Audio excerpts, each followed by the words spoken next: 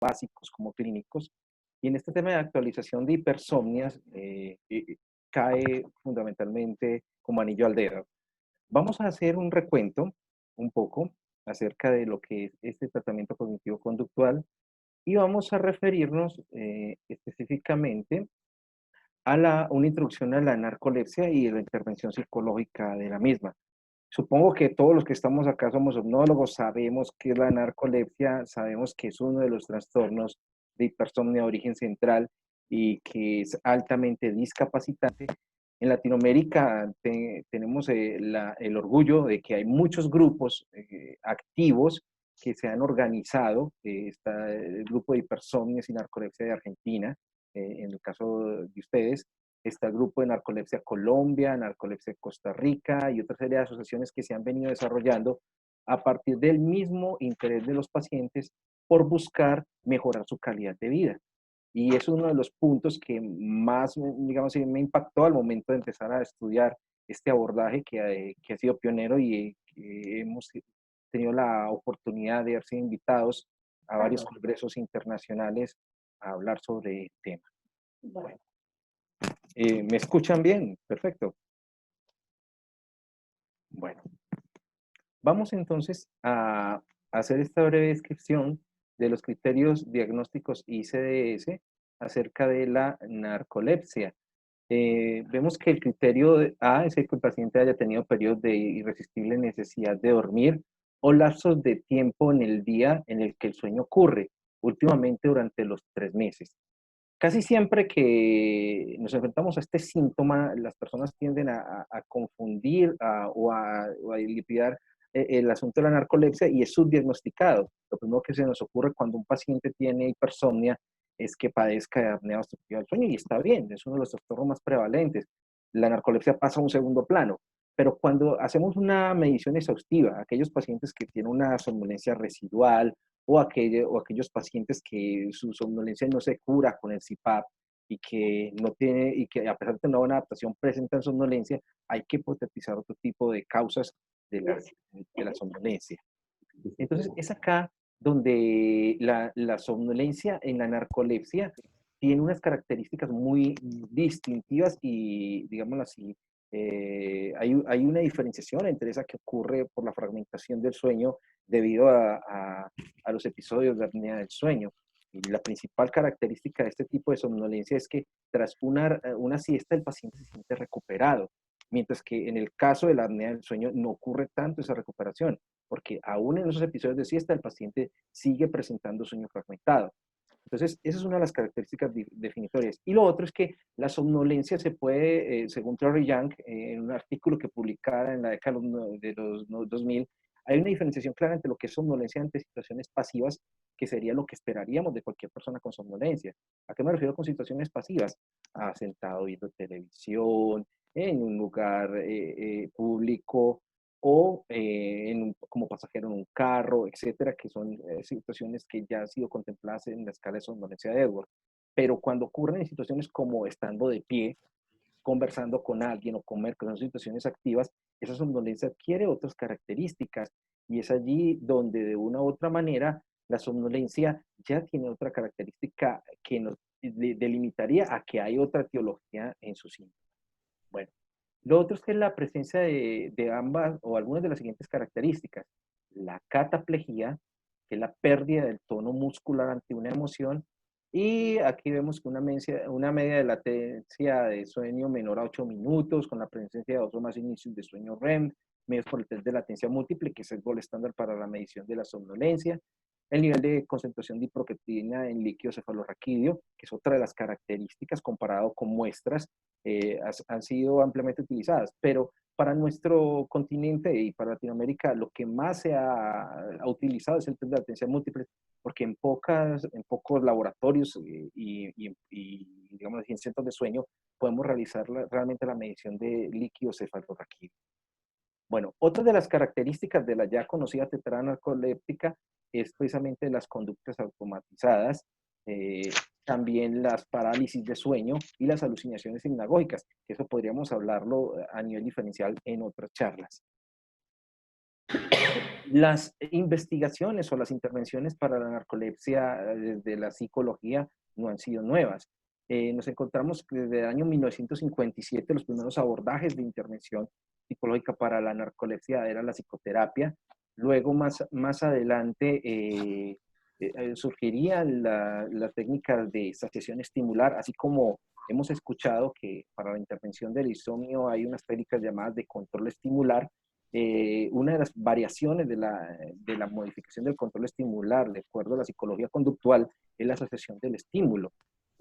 Recordemos que una de las características es que ese déficit hipocretinérgico que específicamente se da en la narcolepsia ataca los centros que conocemos como centros de saciedad cerebral, donde se controlan las emociones, y es uno de los puntos centrales que discutiremos más adelante.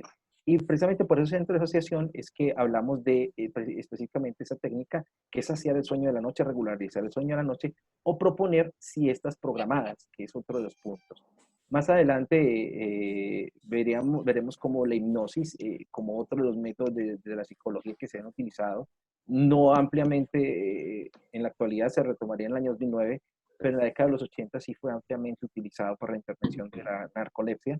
La regulación de la relajación muscular progresiva, esta es una de las principales técnicas que se ha utilizado en el insomnio desde la década de los años 30, pero a partir de unas aplicaciones de Colco la utilizarían en la intervención de la narcolepsia, la higiene del sueño, ampliamente utilizada en todos los trastornos del sueño, la técnica de sueños lúcidos, el control de la alimentación, el agendamiento de siestas, como ya lo hemos dicho, la adherencia al tratamiento farmacológico como otro de los factores de acompañamiento psicosocial, el acompañamiento psicosocial mismo, la desensibilización sistemática, reestructuración cognitiva y estrategias de afrontamiento y sueños lúcidos como una de las técnicas que ampliamente hemos utilizado recientemente en la intervención de dos sintomatologías también como son las alucinaciones hipnagógicas y la parálisis de sueño. Bueno, hay unos objetivos claros de la intervención psicológica en narcolepsia. El primero de ellos es la intervención sintomatológica o el abordaje sintomatológico, en donde lo denominamos como factores predisponentes, en donde está la somnolencia excesiva diurna, la cataplejía, las alucinaciones sinagógicas, parálisis de sueño y conductas automatizadas. Ese sería uno de los primeros focos terapéuticos a afrontar, reconociendo que el gol estándar de la intervención son las medidas farmacológicas. Y segundo, el segundo objetivo, perdón, el acompañamiento psicosocial, como medidas para el trabajo, medidas sociales familiares y medidas sociales de alienación y el círculo de amigos, como factores precipitantes del problema, y el entrenamiento en el afrontamiento de factores de mantenimiento del mismo. Las técnicas cognitivo-conductuales, entonces, como la psicoeducación, buscan una información detallada sobre la enfermedad, se puede utilizar la terapia motivacional en afrontamiento, establecimiento de ambivalencias, como lo vemos acá, se diseña un plan de trabajo, se evalúan las dificultades, se direccionan hacia los cambios y demás, y hay unas medidas de manejo de dieta también, la abstinencia, el uso de alcohol, etcétera. Son medidas relacionadas con la higiene del sueño, pero específicamente hay unas medidas propias para la narcolepsia y que fueron referenciadas por Gamma y Wright en el año 1994 en uno de estos números que salieron en Sleep, que fueron clásicos y eran temáticos de sus números en la narcolepsia. Más adelante miramos la asociación de sueños, que es tomar una cantidad de sueño hasta sentirse satisfecho, tomar todas las siestas necesarias hasta sentirse bien en el día y así ir acomodando de acuerdo a la necesidad de sueño, ir reduciendo las sueños y el periodo de sueño, ir acomodándolo hacia la necesidad real del paciente. La estructuración del sueño nocturno, evitar las privaciones y sus cambios en el tiempo de sueño, mantenimiento horario regular del sueño nocturno, es una realidad y es que algunos de mis pacientes actualmente han presentado precisamente una disrupción específicamente y tras la pandemia por esta situación, porque hay una mayor privación de sueño, una disregulación de su actividad nocturna y hay una predisposición más hacia la somnolencia, hacia la cataplejía y otros aspectos que se han incrementado debido a la pandemia. El agendamiento de siestas es muy importante. Tomar siestas de máximo entre 15 y 20 minutos se ha demostrado que es suficientemente satisfactorio para estos pacientes y disminuye el consumo de fármacos psicoactivos o sustancias psicoestimulantes que son las utilizadas para el tratamiento de la somnolencia excesiva en estos pacientes. La desensibilización sistemática, no me voy a referir mucho a esto porque lo vamos a mirar un poco ahorita, y el ensayo de imágenes también lo vamos a mirar un poco más profundo en un momento. La asesoría psicosocial, el organizar el estilo de vida, la consejería para revisión del tipo de trabajo que puede desarrollar el paciente, psicoterapias grupales ayudan mucho, la programación de la lucidez mental que requieren las actividades cotidianas, digamos así, el acompañamiento para su grupo familiar y para los grupos, digamos así, de amigos y demás, que es fundamental también en estos pacientes, son otras de las medidas psicológicas que se han utilizado. Vemos aquí la hipnosis y los sueños lúcidos, la reestructuración cognitiva. No me voy a detener en estas técnicas porque el punto central es el abordaje de la sintomatología de la cataplejía que enseguida lo miraremos. Y hay un flujo de técnicas que siempre partimos, me gusta mucho exponerlo, la CBT-N, que así la conocemos, ahí como hay una CBT, que es el Cognitive Behavioral Treatment of Insomnia, aquí sería para narcolepsia, tiene un flujo de técnicas también que nos ha funcionado muy bien, y es, primero que todo, partimos de una formulación clínica contextualizada en el paciente. Nunca partimos de, digámoslo así, de supuestos, ni solamente intervenir el síntoma, no, sino mirar el síntoma y los factores de mantenimiento del mismo. ¿A través de qué? Primero, mirar qué factores discriminativos y excesivos de manifestación de cataplejía se presentan en el paciente para utilizar la técnica de sensibilización sistemática o asociación estimular. Si hay factores asociados a la sintomatología anexa como parálisis de sueño y alucinaciones sinagógicas, utilizar la relajación muscular, la técnica de sueños lúcidos. Para la somnolencia excesiva, la asociación de sueño y la planificación de siestas.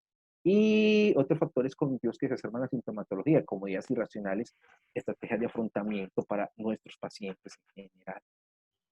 Bueno, ahora sí ya vamos a entrar como en el tema central, y es ¿qué es la cataplejía?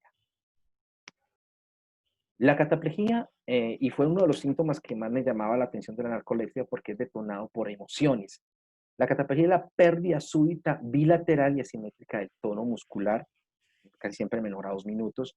Los episodios son precipitados por emociones, usualmente son positivas, pero no solamente emociones positivas también, emociones como de susto, emociones como de enojo, de tristeza, también pueden provocar los síntomas. Pero la mayoría de síntomas está discriminado por emociones de tipo positiva.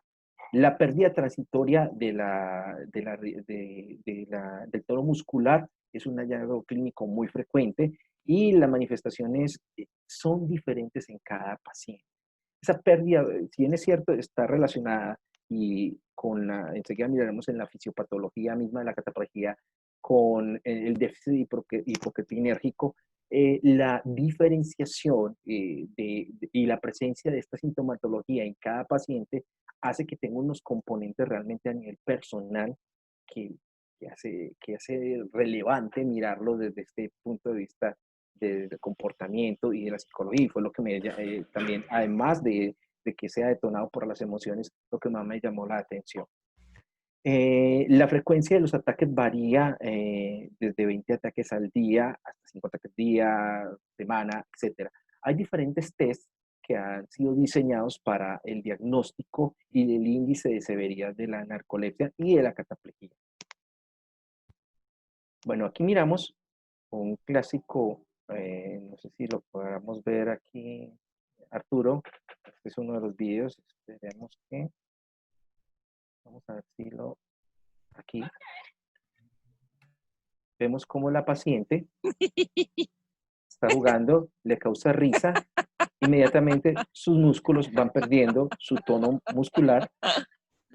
Wake up, Sleepy!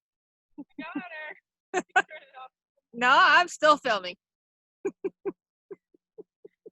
Aquí vemos realmente que la paciente que ha perdido todo el tono muscular, pero miremos qué pasa con ella. En un momento, ella empieza a recuperar otra vez el tono muscular. Hay que reconocer y decir acá que la paciente no ha perdido la conciencia, solamente su tono muscular.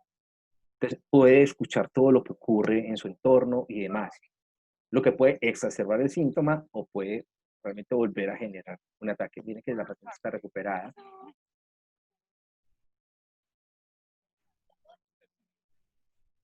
Bueno, hay unos mecanismos fisiopatológicos de la narcolepsia. En la narcolepsia, las emociones positivas activan áreas corticales como la corteza prefrontal medial, inervan a estructuras de la zona vasolateral que proyectan a neuronas GABA del núcleo central. Las neuronas GABA luego inhiben el locus ceruleus, como vemos acá, y esa inhibición del locus ceruleus, el tegmento laterodorsal y el núcleo pendiculopontinos, a su vez desinhibe el núcleo subcutáneo que permite activar y promueve la inhibición de neuronas motoras, lo que hace que obviamente ocurra lo que acabamos de ver, como lo vemos aquí en esta pequeña gráfica. Como lo dije ahorita, hay una gran diferencia entre los estímulos más frecuentes que detonan la cataplejía y sus porcentajes. Por ejemplo, a algunos pacientes, riendo con entusiasmo le causa este fenómeno, haciendo una observación afinadamente, es decir, con contundencia, contar una broma, 48%, antes de llegar de remate una broma, 47.2%, que le hagan cosquillas, no sé si esté bien dicho en Argentina la parte de cosquillas, porque en otras partes del continente les causa risa esta parte, audiencia o estar enojado, alguien inesperadamente es una broma, ser sorprendido, hacerle cosquillas a alguien, estarse riendo, ver a alguien reírse, el 16.2%, experimentar un orgasmo, el 15.9%, ser el centro de atención, un 14.3%, cumplir el tiempo de espera, sentirse avergonzado, escuchar un sonido inesperado, en la sala de espera hay un médico, escuchar un sonido inesperado mientras que come, al sentir dolor. Vemos que cada una de estas, en mayor o menor porcentaje, la que más, aquellas en las que más está relacionada el ataque catapléjico son las emociones como reír con entusiasmo, hacer una observación afilada, contar una broma o reírse, o hacer expresiones de emociones de tipo positivo. Pero, como podemos ver, no en todos los pacientes estas mismas situaciones que son de corte emocional son las que generan los ataques. En los niños vemos aquí, eh, respectivamente, como en este primer grupo de imágenes hay un ataque solamente a nivel cefálico, y esto le puede ocurrir también a los adultos, no solamente es caerse de tajo, sino que solamente se experimenta una caída en la cabeza mientras ve dibujos animados divertidos. Aquí se ve una ptosis y una protusión lingual también, que puede estar ocasionada y ser un síntoma claro de cataplejía. Vemos también como la hipotonía facial en este grupo C de pacientes e hipotonía completa, ¿cierto? No es solamente la caída, digámoslo así, o la pérdida total del tono muscular, pueden ser por grupos musculares. En algunos pacientes también lo escribe la clínica misma, se les doblan solamente sus rodillas, pero no hay una caída total, solamente experimentan el tajo, doblarse en las rodillas ante la emoción. Y esto causa muchas, digámoslo así, inconformidades en el paciente que hace que se generen en ellos estrategias de afrontamiento disfuncionales para enfrentarse a los síntomas y es lo que vamos a ver a continuación. La cataplejía como tal tiene una diferenciación o algunas similitudes en cada una de las especies. De hecho, lo describe el doctor Emmanuel Mignot, gracias a que se descubren en los perros y en otros animales la sintomatología, es que nos hizo más veraz este síndrome que creíamos que era en la década de los 50, todavía que era un asunto solamente de conversión, o era una epilepsia solamente generalizada por la parte del sueño. Eran las primeras concepciones y acepciones que existían sobre la narcolepsia. Pero ya la diferenciación clara de la cataplejía en las diferentes especies la vemos acá. Primero que todo, la característica de la pérdida brusca del tono muscular postural es clara en los seres humanos, en los perros y en los ratones. En nivel de conciencia, a nivel despierto, la memoria episódica está intacta en los seres humanos, por eso les dije, es una pérdida del tono muscular, no de la, digámoslo así, de la conciencia. Muchos pacientes cuando tienen esos ataques se refieren, estoy cansado, doctor, de que de una u otra manera siempre me estén señalando de que abran la boca, que abran el aire, que qué le pasó, todo este tipo de cosas hacen que otra vez se sorprendan o se enojen y vuelva a repetir otra vez el ataque de cataplejía. Bueno, En los perros, el seguimiento visual sigue intacto, lo que hace, digamos así, que probablemente hay una serie de conciencia en ellos, no tenemos la forma de evaluarlo en los perros, pero sí, el tracto visual sigue intacto. El perro sí, tiene su autonomía muscular, pero su visión está realmente fijada en estímulos y demás. No hay una pérdida de ese tracto visual. Y lo mismo ocurre en los ratones, donde no podemos establecer los grados de conciencia. Los disparadores o gatillos son las emociones casi siempre fuertes en los seres humanos, risas, bromas, juegos, inmediatamente antes de la cataplejía. En los perros probablemente emociones positivas, jugar, comer, una recompensa en alimentos, genera este tipo de ataques inmediatamente antes de detonar el ataque de cataplejía. Y en los ratones, comportamientos activos como correr, escalar, saltar, etcétera, están relacionados con el gatillo en este tipo de especies. Entonces, ¿cuáles son nuestros antecedentes que existen del tratamiento cognitivo-conductual en la cataplexia? Este artículo publicado en SLID en el año 2003 nos habla de cuál es de forma de procesamiento emocional en pacientes con narcolepsia. Y hicieron una investigación psicofisiológica muy interesante en donde utilizaban la escala de imágenes afectivas y el Sistema Internacional de Imágenes Afectivas ampliamente utilizado en este tipo de experimentos de evocación de potenciales evocados cognitivos y utilizaron ondas P300, en donde encontraron el incremento de la amplitud de la onda tras el estímulo emocional.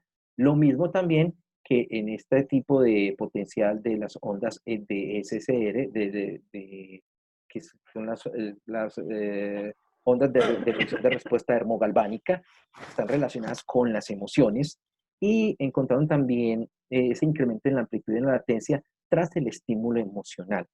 Entonces, si esperábamos y si estos resultados donde encontraron estas diferencias significativas, obviamente, en estos aspectos, ocurría este incremento en la amplitud y en la latencia de onda tras el estímulo emocional, esperaríamos que tras un condicionamiento, y si se puede condicionar este tipo de comportamiento, ocurriría una disminución de esa amplitud y de esa latencia de onda, tanto en las ondas P300 como en la respuesta dermogalvánica.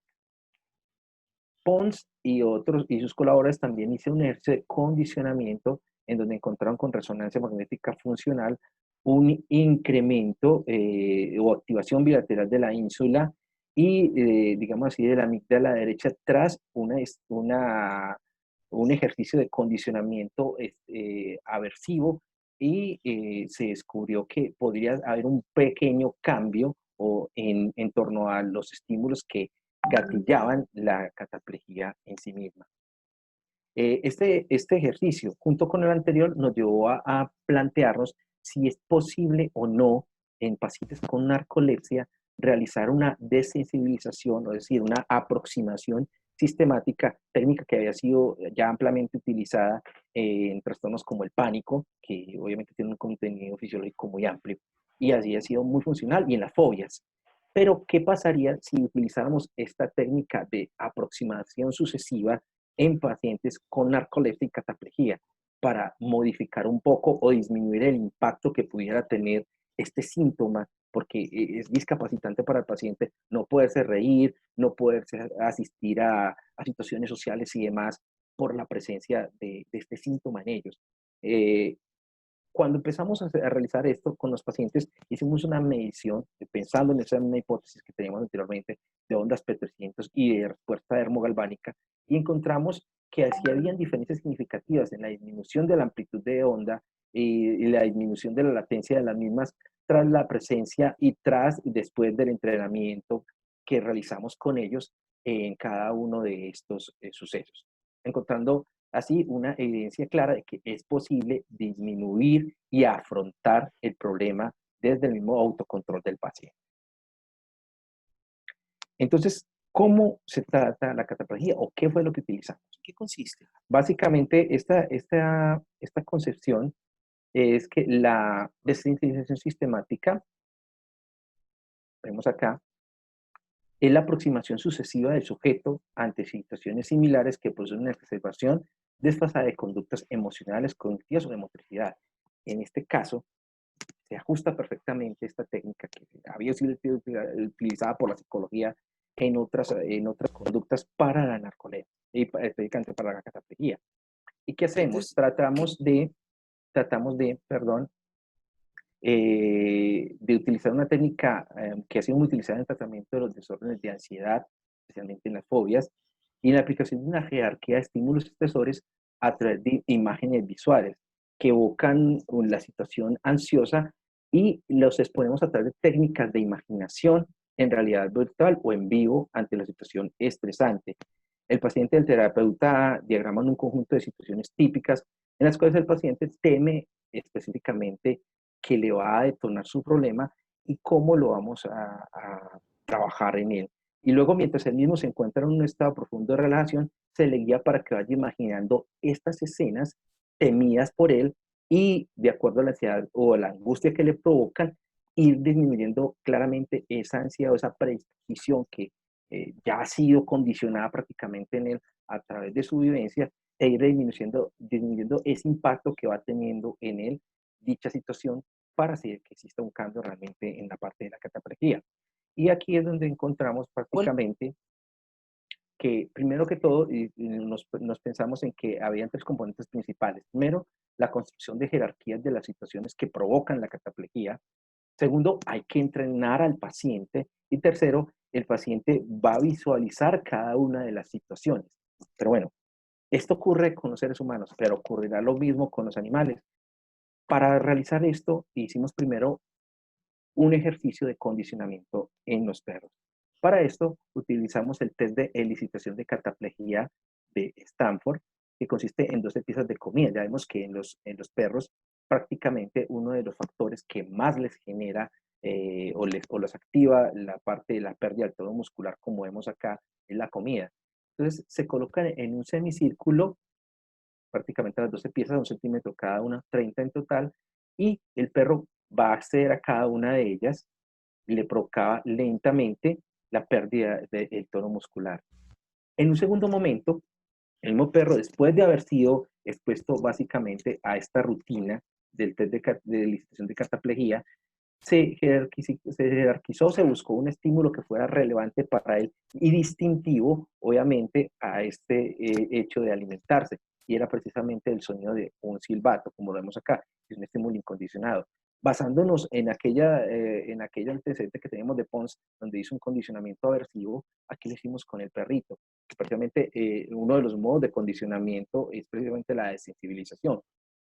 Al perrito le hicimos sonar un silbato para perros, una frecuencia de 30.000 Hz aproximadamente, al momento que se le presentaba la comida, y él al momento tenía dos reacciones de sorpresa diferentes.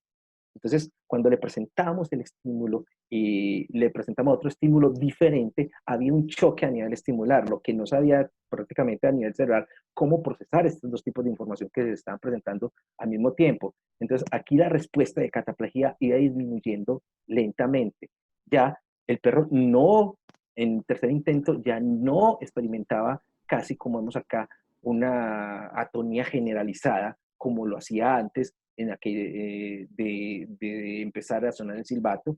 Y a lo último, ya experimentaba un mayor tiempo de reacción frente al mismo, lo que ocasionaba, obviamente, que tuviera una disminución de los episodios de cataplejía. ¿Qué tanto se mantuvo esto en el tiempo? A ver, empezamos con unas 10 sesiones en las cuales él empezaba a disminuir sus números de ataques hasta llegar aproximadamente a 5. Con esto no estoy diciendo que quitamos totalmente la cataplejía, porque recordemos que, digámoslo así, la variable fisiopatológica, que es el déficit epocretinérgico, ahí está. Pero pasamos de 12 ataques a 5, porque recordemos que sí hay una diferenciación a nivel individual en aquel estímulo que le puede generar el ataque de cataplejía. Entonces, es lo que experimentamos en cada una de estas sesiones con los perros. Entonces, ¿qué pasa con los humanos? Bueno, encontramos también una disminución de las latencias, obviamente de las ondas P300 en los perros, en las zonas centrales, parietales y frontales. Nos llamó la atención de las zonas centrales porque es lo que se había documentado anteriormente en los estudios de potenciales evocados en los seres humanos. En animales han sido pocos los estudios que se han hecho de potenciales evocados en cataplejía. Bueno, entonces uno de los puntos muy importantes, entonces como lo vimos ahorita, es la jerarquización, es decir, que el paciente reconozca básicamente cuáles son aquellas situaciones que le generan, obviamente, los ataques de cataplejía. Y frente a esto, hemos utilizado o podemos utilizar tres cuestionarios que han sido ampliamente utilizados en estos pacientes con cataplejía.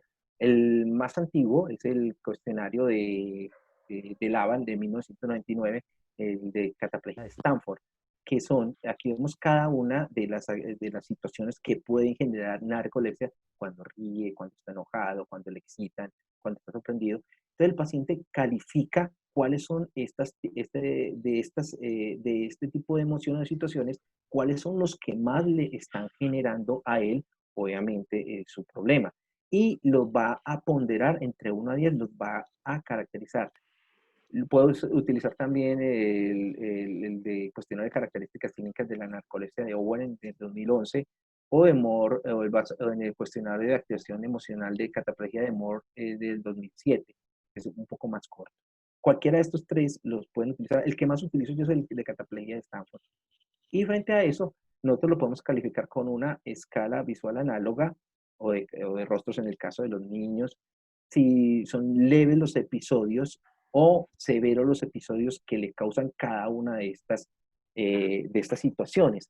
Entonces, al ser jerarquizadas, vamos a tomar las que sean de más fácil control para el paciente hacia las que son de menos control para el paciente. Y se empieza por calificar ya así cuál es el punto. Si son leves o cataplejía parcial, moderada o el ataque de cataplejía complejo. ¿Cómo se mide este tipo de ataque? La debilidad, si la debilidad solo es en la cara y el cuello, sugiero empezar por este tipo de ataques para empezar a trabajar con el paciente hacia aquellos en situaciones en las cuales puede haber una pérdida del sostén corporal total. Entonces, empezar de la leve hacia las máximas. Y luego empezar con una técnica de relajación que es alterna a la situación. Entonces, ¿cómo hacemos?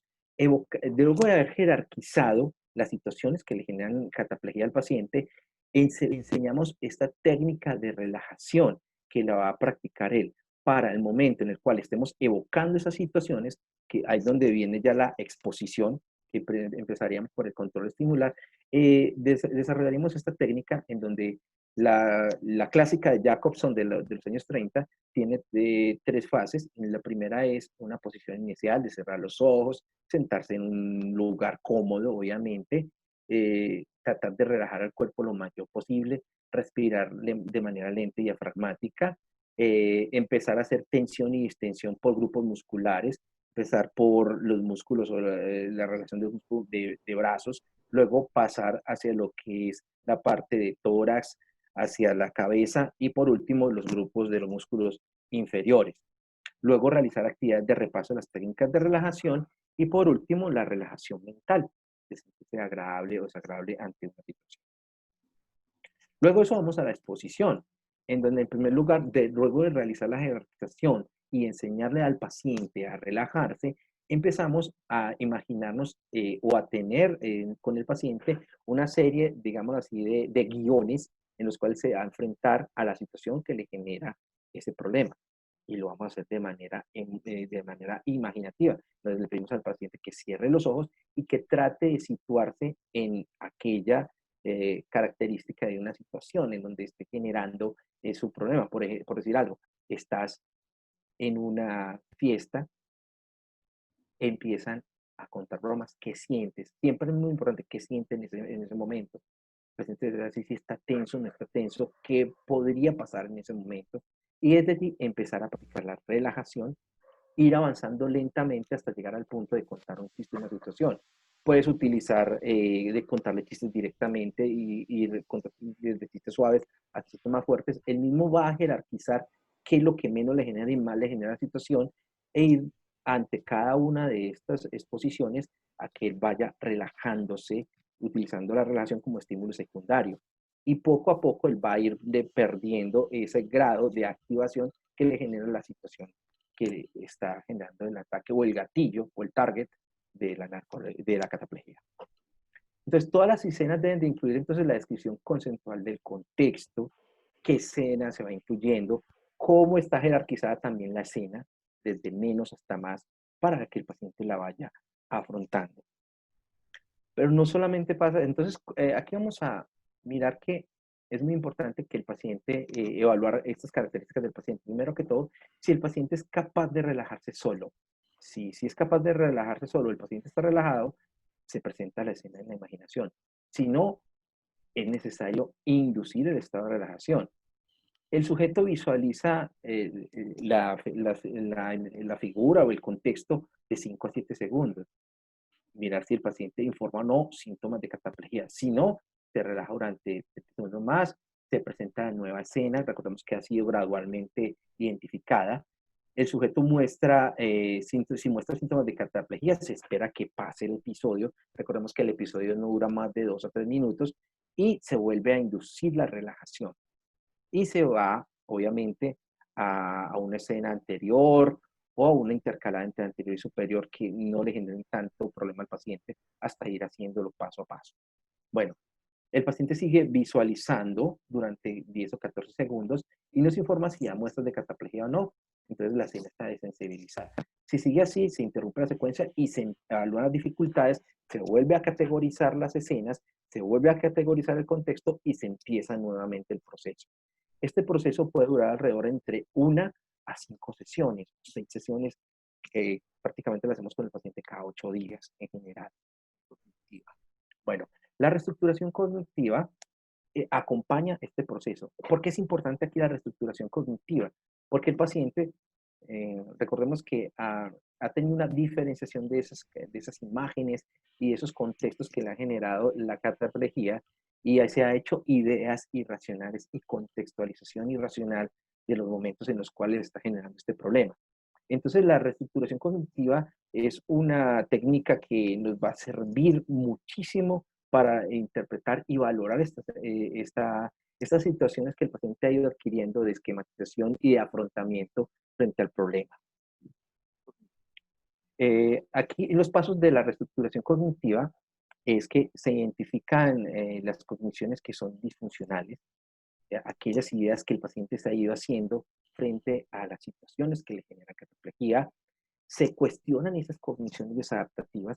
Ese cuestionamiento parte de dos principios, de acuerdo a la terapia cognitiva clásica, de información directa frente a qué es irracional en ese contexto, el diálogo socrático, y se pueden hacer experimentos activos o experimentos por observación, que ya son las tareas que se le colocan al paciente para su hogar y para los contextos en los cuales puede generar el problema. Y se establecen las conclusiones pertinentes a cada uno. Hay 10 puntos que yo siempre trabajo con los pacientes y me parecen claros que es necesario retomarlos. Primero, recordar que los ataques son una reacción que puede presentarse, pero que si se preocupa se puede agravar más.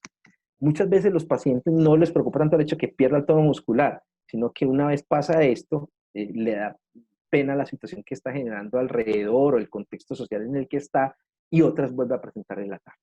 Entonces, el hecho de relajarse y estar tranquilo y saber que es una reacción que se puede ser natural y que se puede presentar, va a hacer que le pierda esa característica emocional y que lo activa precisamente y que va a agravar más el problema. En segundo lugar, los ataques no son para nada ni perjudiciales o peligrosos, que pueden tomarse un poco desagradables, pero no sucederá nada tras ellos. Por eso es importante que él tome el control del asunto cuando esté solo, cuando salga solo, digámoslo así, a la calle, que sepa qué está pasando y que sepa presentar información para ir perdiéndole como ese grado de maximización frente a la situación. Que no se desgaste en lo que pueda pasar ni se llene de pensamientos negativos ni catastróficos frente al problema, que en la mayoría de pacientes sí ocurre esto. Es curioso que los pacientes sí, no es que no puedo ir a una fiesta porque es que allá van a contar chistes y me va a presentar el problema. No, es que no puedo salir a jugar con mis amigos porque es que si esto pasa, inmediatamente me va a generar el problema. No puedo trabajar porque es que me va a pasar esto y se va a presentar el problema. O conducir un vehículo o desarrollar su vida social porque se me va a presentar un problema y es donde su calidad de vida se empieza a alterar. Entonces, el objetivo de la reestructuración cognitiva acá va a ser precisamente focalizar esos pensamientos, cambiar esas ideas irracionales y generar estrategias más adaptativas, teniendo en cuenta, digámoslo así, qué es lo peor que puede pasar y cómo él lo puede afrontar, generando nuevas estrategias de afrontamiento más funcionales para él. Observe lo que en su cuerpo pasa realmente y lo que usted piensa que pudiera suceder. Es muy importante. Esperar y darle tiempo a que el ataque pase. No luche ni huya. Simplemente acepte que puede pasar. Observe que cuando usted deja de pensar lo negativo sobre las consecuencias, empieza a suceder todo menos el impacto que usted cree que pudo haber ocurrido. Que es importante pensar que este ejercicio le servirá para afrontar la cataplejía en la vida cotidiana, por lo tanto, es momento de progresar. Que piense en los logros obtenidos a través del proceso que se está iniciando y en lo bien que se sentirá una vez que afronte el problema. Y cuando comience a sentirse mejor, que mire a su alrededor y empiece a planear qué va a hacer a continuación, qué va a pasar con lo siguiente y demás. Y cuando esté preparado para continuar, comenzar de forma tranquila y de forma relajada, que no hay necesidad de esforzarse ni de prisas. Esto es un proceso muy lento con ellos. Si con el insomnio nos demoramos entre unas 5 o 8 sesiones, con ellos nos podemos demorar tranquilamente 14, 15 sesiones, más los acompañamientos a nivel mensual que podemos hacer con estos pacientes en general. Bueno, Andrés, aquí tendríamos unos 5 minutos sí, más. Vale, ya vamos ok. a terminar. Bien. Bueno, el modelo de reestructuración cognitiva, entonces vamos a mirarlo aquí aplicado a la cataplejía en general. La situación que genera la situación gatillo. El paciente es invitado a una comedia por su novio. Hay unos pensamientos anticipatorios al evento catapléjico. Tenía que pasarme a mí, justo con la chica que quiero, y si me pasa, quedaré en ridículo con ella. No, no debo asistir, se van a burlar de mí, estoy cansado que me miren raro.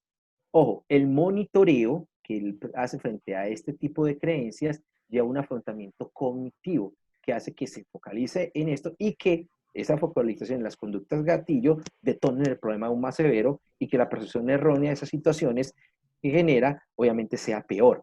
Pero cuando hay un afrontamiento, y también puede generar conductas de seguridad, que es evitar la situación, cambiar de planes, incrementar la dosis de farmacología. Hay un afrontamiento conductual del problema en general. Entonces, ¿cuál es el objetivo acá?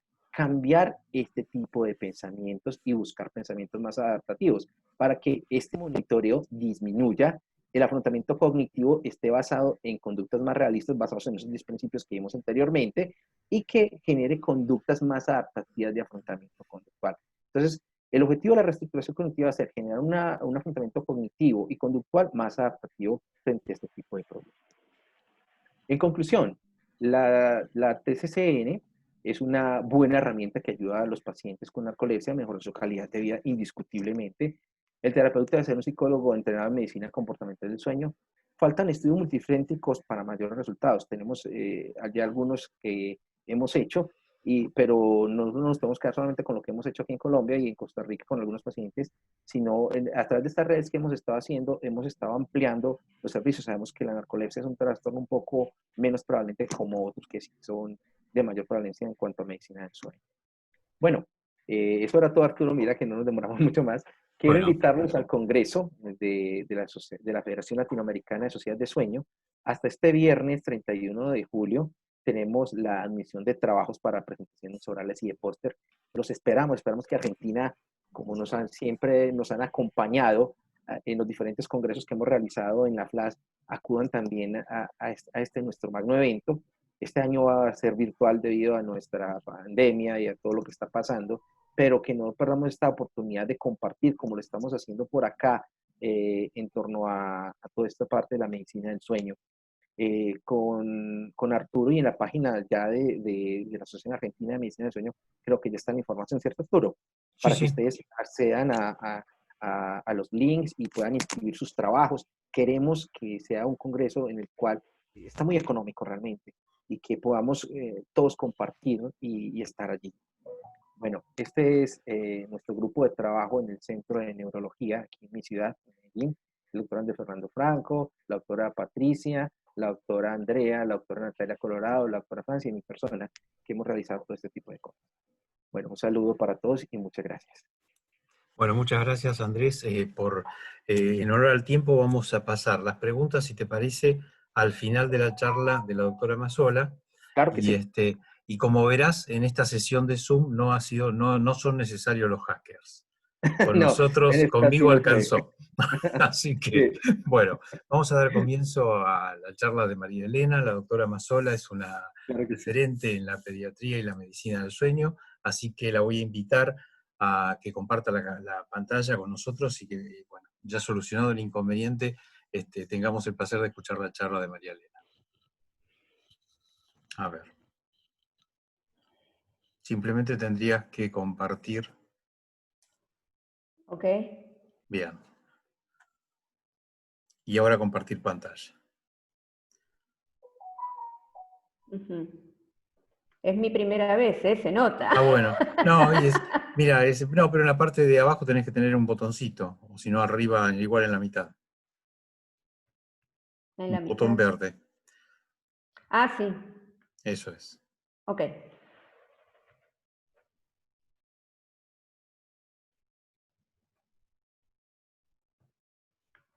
A ver, algo no estás haciendo que... puede ser que Hernán... no, pero Hernán salió también de la pantalla. Sí. Bueno. Si no, podemos dejarlo Y no para te la veo próxima. tampoco. O sea, veo... No, ¿no? No. O sea, tenés que... por eso no estás. Entonces abrite el video. En el extremo izquierdo, Sí, ok, ahí. ahí está, por No, eso no, está no. parado. Ahí estás vos Ok. y ahora compartí pantalla y ya vas a aparecer.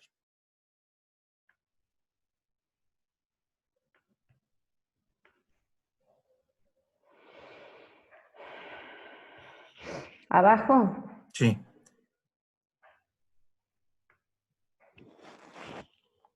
O en la misma línea donde tenés el video y el audio, en la mitad tenés que tener ahí el botón verde de compartir pantalla.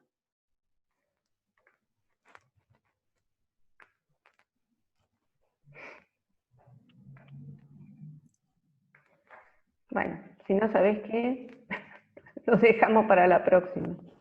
Porque realmente no, O sea, pero no vos lo lo veo. ves y lo cliqueás y Sí, no te yo da bolilla. veo. Share screen. A ver. Ok. Sí. Está bien. Yo tenía la charla. Ahí está, ahí estás, ahí estás. Sí, estoy, pero no tengo la charla.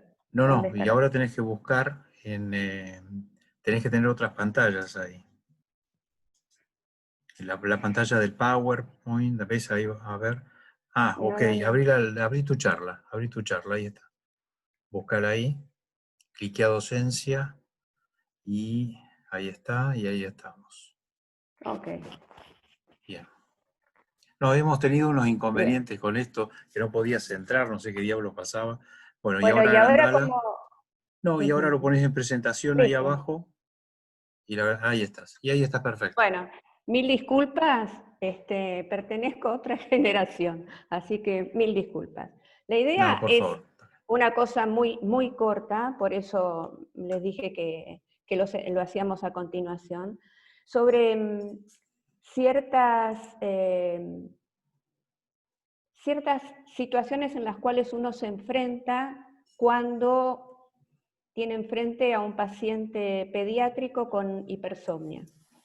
Por varios motivos. Por un lado, porque las hipersomnias en la infancia tienen otra forma de presentación que las del adulto, y por otro lado, porque los estudios complementarios no están bien estandarizados para los niños más pequeños, y muchas veces en el transcurso de las enfermedades suelen ser negativos durante mucho tiempo.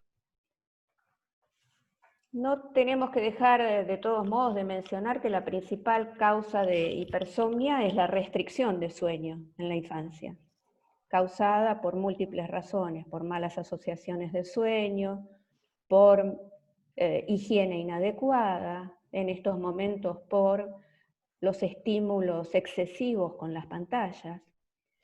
Pero en este caso yo me quiero referir sobre todo a las hipersomnias de origen central y más particularmente a la narcolepsia en la infancia y las características propias que tiene esta enfermedad en esta edad. Por un lado, sabemos que la narcolepsia es una enfermedad rara. Es una enfermedad que en los individuos, en la población general, presenta una prevalencia de 0.5 cada 1000 individuos. Y fíjense que si uno observa el grupo etario de los niños y los púberes, entre los 5 y los 8 años, la prevalencia es tan baja como 0.008 cada 1000 individuos.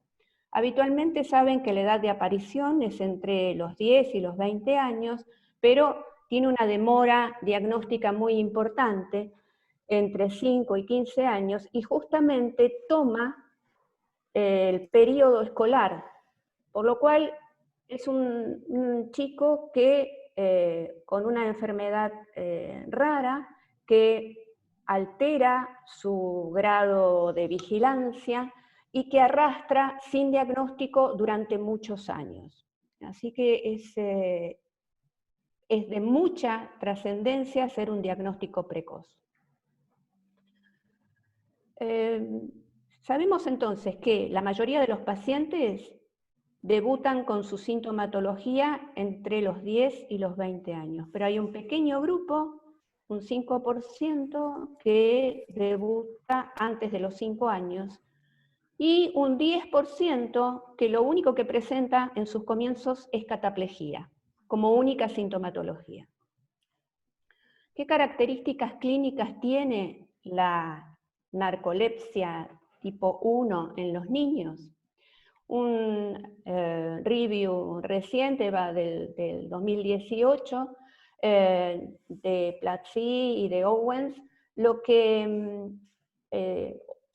señaló es que algo que conocen bastante bien los pediatras es que la hipersomnia es reemplazada habitualmente por la irritabilidad, la hiperactividad y la atención pobre. Muchas veces estos chicos tienen diagnóstico de ADHD antes del diagnóstico de la narcolepsia.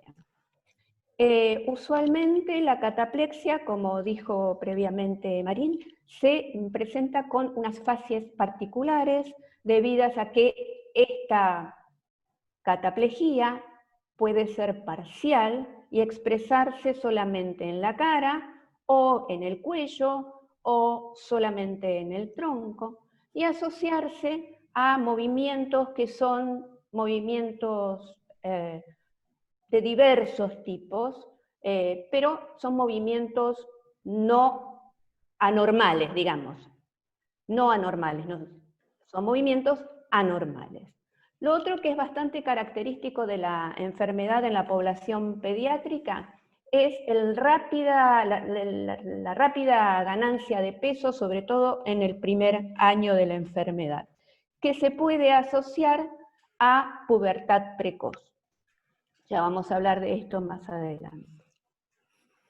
Entonces, ante los estímulos, que pueden ser dibujitos animados, lo que se ven más frecuentemente es caída cefálica o del cuerpo, hipotonía facial o generalizada, protrusión de lengua, movimientos periorales y de lengua, muecas, levantamiento de cejas, balanceo de cabeza y de tronco, movimientos estereotipados, disquinéticos y distónicos. Y ahora vamos a ver un video de Platzi, que es uno de la Universidad de Bolonia, que intensamente estudia la narcolepsia en la infancia y le ha dado ciertas normas para la detección precoz de la enfermedad en los niños. There are 4 segments to this video, all showing what the authors call cataplectic facies. In the first, patient 1 from the text, there's permanent facial weakness on which a cataplectic attack involving jaw sagging, head dropping, and eye closure is superimposed. The small frame shows the trigger stimulus, which is a cartoon. The facial weakness is also present during normal activity without stimulus. Como ven, también las fases cataplécticas se pueden observar sin estimulación a través de, digamos, de videos o estímulos emocionales. En este caso, este es un paciente de nuestra institución que llevaba 2 años de somnolencia diurna excesiva y movimientos y facies muy peculiares.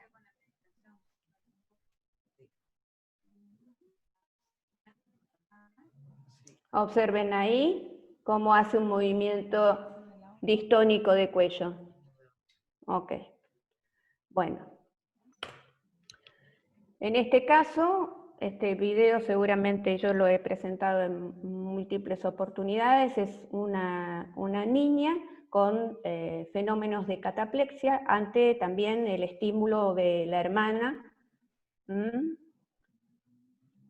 que le mostraba un muñeco.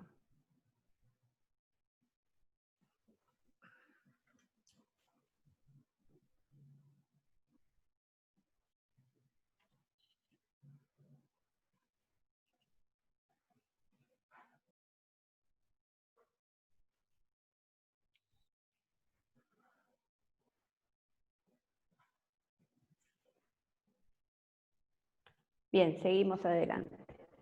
La cataplexia en forma aislada también puede ser síntoma de algunas otras patologías.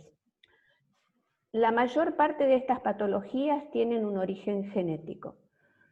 Fenómenos cataplécticos se pueden observar en el Coffin-Lowry, Moebius, Norley, Angelman, Niemann-Pick tipo C, Prader-Willi y con ciertas medicaciones, como la lamotrigina, la closamina, el gamma-hidroxibutirato, y en algunos artículos mencionan también el modafinilo.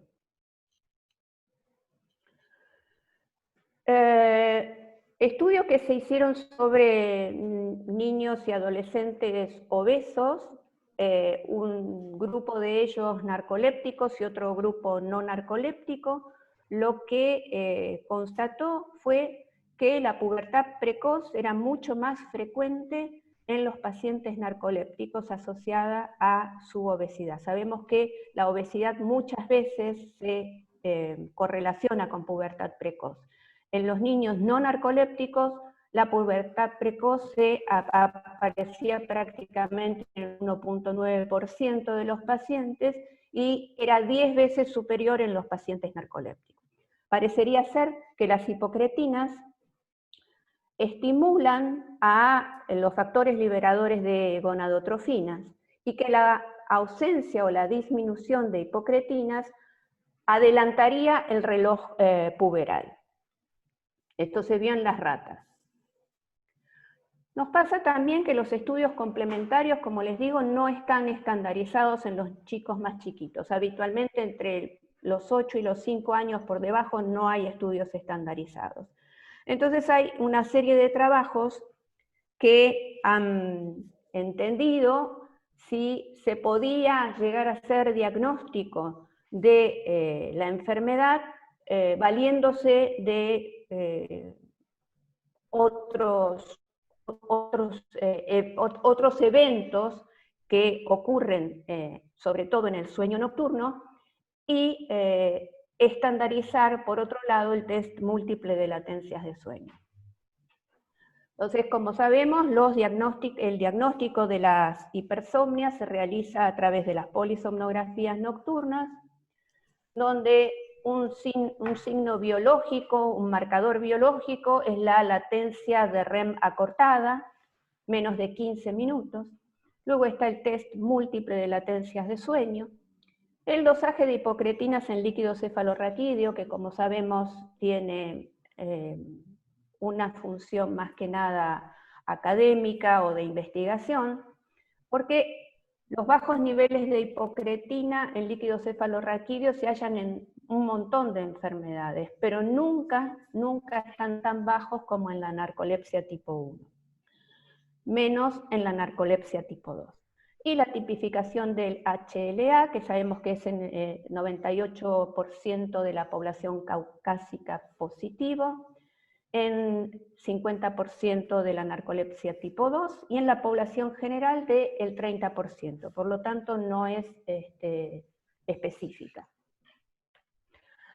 Como vemos acá, encontramos un montón de patologías donde se han medido los niveles de hipocretina en líquido cefalorraquídeo. Fíjense, enfermedades vasculares, leucemia, esclerosis múltiple, pero nunca son tan bajos como en la narcolepsia.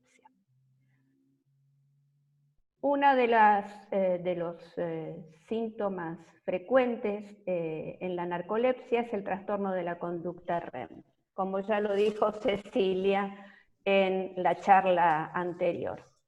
Estos episodios motores que ocurren en pleno sueño REM son frecuentes en la infancia y un grupo de investigadores lo que propuso fue sacar un índice de lo que se llama REM-sinatonía. Este es un estudio que fue retrospectivo, con pacientes que eran algunos narcolépticos tipo 1, otros narcolépticos tipo 2, otros tenían una hipersomnia idiopática y otros tenían una hipersomnia subjetiva. Y lo que se observó es que un índice de REM sin atonía igual o superior al 8% era prácticamente patognomónico de la narcolepsia, en este caso pediátrica. Que un índice igual o mayor a 1 era sospechoso de narcolepsia y debía ser asociado a una latencia de REM corta con la polisomnografía nocturna. Estos autores a lo que apuntan es a evitar realizar el test múltiple de latencias de sueño en los niños y observar otros marcadores que se puedan obtener en la polisomnografía nocturna. Este es un artículo que apareció el año pasado en un Neurology, y es de un grupo francés, italiano y un grupo americano, donde lo que fue un estudio prospectivo, donde se tomaron 357 pacientes con diagnóstico de narcolepsia, todos de menos de 18 años, en los cuales se hicieron evaluaciones clínicas y polisomnografía nocturna seguida de test múltiple de latencia. En 228 hicieron dosajes de hipocretinas y en 129 no hicieron dosaje, pero los pacientes tenían cataplejía. Lo que observaron ellos es que una latencia media de adormecimiento de 8.2 minutos en el test múltiple de latencia por sí sola podría llegar a ser un marcador de narcolepsia en la infancia, que no se requiere los 2 REM en el test múltiple o el REM breve, o sea, a menos de 15 minutos en la polisomnografía nocturna, más un REM en el test múltiple de latencias, como se requiere en los pacientes adultos. Aparentemente esto sería un marcador. No nos olvidemos que la edad pediátrica es la edad de mayor actividad, o sea, mayor estado de vigilancia que tenemos en toda nuestra vida. Así que una latencia breve es llamativa a esta edad. Tampoco tenemos que olvidar que hay narcolepsias que son sintomáticas de otra enfermedad, y esto tenerlo bien presente, sobre todo en la población pediátrica.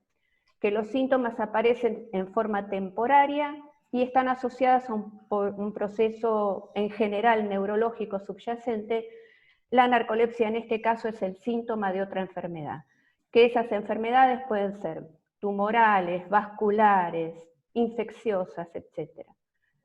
Acá tenemos un paciente que tuvimos en FLENI para realizar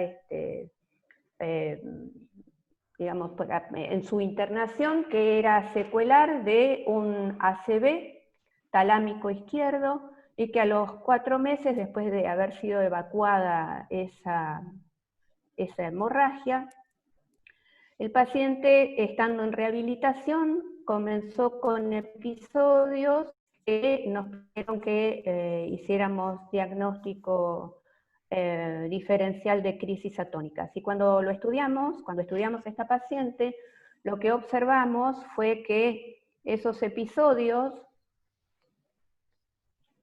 acá la paciente está en vigilia, estimulándola, ¿sí?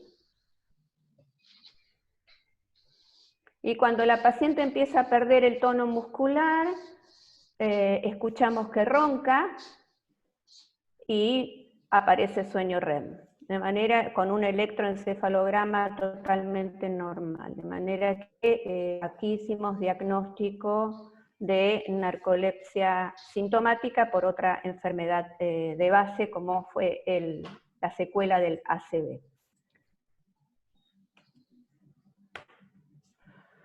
Luego está enfermedades que pueden asociarse a la narcolepsia. El síndrome de Prader-Willi es una de ellas, en la cual el paciente tiene retardo mental, hipogonadismo, hiperfagia, tiene asociado síndrome de apneas obstructivas de sueño, tiene apneas centrales también, tiene una disregularidad autonómica. Y en ocasiones, tratado el síndrome de apneas, puede aparecer somnolencia diurna excesiva, asociada o no a ataques de cataplexia, porque estos pacientes lo que tienen en realidad es una alteración hipotalámica que en ocasiones se asocia a disminución de los niveles de hipocretina. Entonces, en este caso sería una narcolepsia asociada. Para finalizar entonces, el 5% de los casos de niños con narcolepsia son menores de 5 años. La prevalencia es muy baja, 0.8 cada 100.000. La hipersomnia es reemplazada por otros síntomas como la hiperactividad, los trastornos de conducta, los trastornos del aprendizaje. Los ataques de sueño no son frecuentes en los chicos, más bien se modifican los ciclos de sueño y vigilia. La cataplexia puede ser el primer síntoma y ser severa. Las fases cataplécticas y los movimientos anormales al comienzo de la enfermedad son bastante frecuentes. Lo mismo que la pubertad precoz y la obesidad. El test múltiple de latencias no está estandarizado en menores de 8 años y muchas veces es negativo al comienzo de la enfermedad, a veces por años.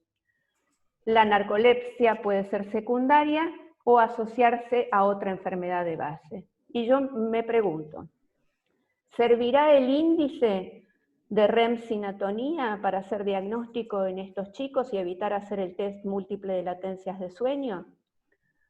¿Será cierto que una latencia media de adormecimiento de 8.2 sin REM en el test múltiple de latencias es patognomónico de narcolepsia? Y por último, me pregunto, ante un chico que tiene una sintomatología clara de narcolepsia y los estudios son negativos, ¿lo medicamos? ¿Qué hacemos? Muchas gracias. Bueno, muy bien. Muchas gracias, María Elena. Bueno, ahora abrimos el espacio para preguntas. Si querés, que podés salir de la pantalla Sí, en la parte de voy a arriba. Y acá, eso es, está. perfecto. Bueno, todavía no veo ninguna pregunta, pero yo le voy a preguntar a Hernán. Magnífica la charla, muy interesante, porque realmente por ahí los que están metidos en medicina del sueño, pero en otros aspectos, no tienen presente que la terapia cognitivo-comportamental puede aportar muchas cosas al bienestar de los pacientes con cataplejía. La pregunta que quería hacerte, Hernán, es si han diferenciado diferente tipo de personalidad o de manera de reaccionar ante este tipo de técnicas, es decir, si ya tienen pacientes que son respondedores de no respondedores, digamos, si hay algunos pacientes que responden más rápido y mejor a estas técnicas que realizan, y hay otros que son más resistentes. ¿Y cuál es la razón de eso? Si son diferentes perfiles de personalidad o qué. A ver, Arturo, sí, hay diferentes tipos de personalidad asociados a la narcolepsia. De hecho, los que mejor responden a este tipo de, digámoslo así, de terapias son los pacientes que tienen narcolepsia asociadas a situaciones ansiosas como el TOC y demás. Pacientes resistentes o que tienen, digámoslo así, además de narcolepsia, la narcolepsia no se presenta solita, la psicopatología también se presenta en estos pacientes, en pacientes con trastornos antisocial, trastornos de ese rango, como lo describe Myron, son más resistentes y con ellos la psicoterapia y la reestructuración cognitiva va enfocada hacia dos cosas. Primero, tenemos que atender el caso del trastorno de la personalidad y luego atender la parte de la narcolepsia. Pero sí se ha presentado. O sea que cuando un paciente tiene trastornos psiquiátricos asociados a un narcoléptico con trastornos psiquiátricos, generalmente es más complicado, digamos, de No tratar. todo, porque cuando hablamos de trastornos psiquiátricos también hablaremos de un amplio espectro, ¿no? Estamos hablando de este tipo de personalidad. Bien. Sí hemos encontrado esa diferenciación en ellos, claro, sí la hemos encontrado. Ok. Pero ese tipo de trastorno antisocial de la personalidad o rasgos antisociales de la Sí. personalidad descrito por Miller no rondan con la psicopatología, pero sí rondan, digamos así, con unos rasgos que son más propios de atenderlos previos a atender este tipo de trastornos que son del eje 1 de acuerdo al DSM. Ajá, ok. ¿Y pacientes con, por ejemplo, con esquizotípicos o con esquizofrenia, les ha tocado alguno? Así. No, pero Ah, esquizotípicos como trastornos de la personalidad o sí, esquizoides sí. sí. Con estos pacientes también a veces se presentan son pacientes que tienen problemas precisamente con el contacto social. Entonces, con esos Ajá. pacientes sí se puede presentar ese tipo de problemática al momento de trabajar con ellos. Por lo tanto, es necesario trabajar en la parte de trastorno de personalidad y luego la parte de la cataplegia. Se vuelve muy disfuncional y también es cierto eso, como la respuesta de estos pacientes frente a la misma sintomatología que tiene como pacientes narcolépticos. Bien. Otra cosa que hemos encontrado con la pandemia es que se ha incrementado obviamente las parálisis de sueño y las alucinaciones hipnagógicas en los Claro. pacientes con narcolepsia, que esos son dos síntomas que me parecen No, porque importantes. les Sí, aumenta la fenomenología REM. Está bien. sí. Hay una pregunta de Estela para vos de cuál es la mejor técnica de terapia cognitivo-conductual para la cataplejía, y lo otro es elegir a quién dar terapia, me pregunta, de sueños lúcidos. No, y si también contemplan la posibilidad de hacer terapias con sueños lúcidos, digamos, de inducir, digamos, algún tipo de Sí, contenido, e hipnosis. a ver, con la hipnosis no hemos trabajado realmente. Sí hemos trabajado bastante con la técnica de sueño lúcido. De hecho, tenemos dos artículos en revisión en este momento frente a esta técnica para trabajar específicamente en lo que son las alucinaciones hipnagógicas y la parálisis de sueño. Funcional y digamos así, con muy buenos resultados en estos pacientes tras seguimientos de 6 meses y un año. La parte de qué técnica es la mejor para la cataplejía, la desensibilización sistemática sumada a la reestructuración cognitiva son fundamentales aquí, Arturo. No las podemos Bien, separar, porque ya está. es un tratamiento Bueno, más bien integrado. No podemos, recordemos que la tesis se aboga por una terapia multicomponente y no solamente centrarnos en una sola técnica para intervenir en el paciente. muchas gracias. Una pregunta para la doctora Mazzola, de Borghini, de Fernanda Borghini, es si que comente un poco más de la experiencia en el tratamiento en estos chicos. Todas estas dudas, realmente es muy interesante lo que hablaba María Elena acerca de qué hacer, de cómo diagnosticarlos mejor y qué hacer, por ejemplo, en el caso de los chicos donde no reúne, tiene la clínica, pero no tiene los patrones polisomnográficos que nos permitiría hacer un diagnóstico, y es un problema. Así que bueno, adelante María Elena. En principio, cuando tengo un paciente con alta sospecha de narcoléptica y los estudios complementarios son negativos, habitualmente comienzo siempre con el tratamiento de las siestas regladas, la higiene de sueño, insisto también por ahí en utilización de café, de té, de bebidas estimulantes.